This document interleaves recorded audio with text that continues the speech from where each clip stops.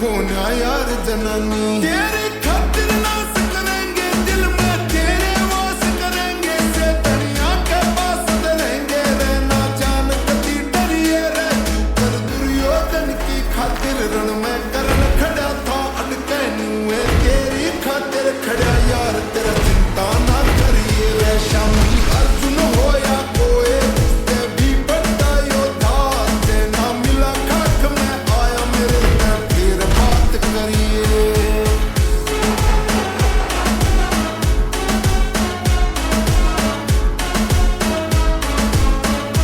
wrapper से चले खिलाफत में ना उनने बिल्कुल सा लड़ जा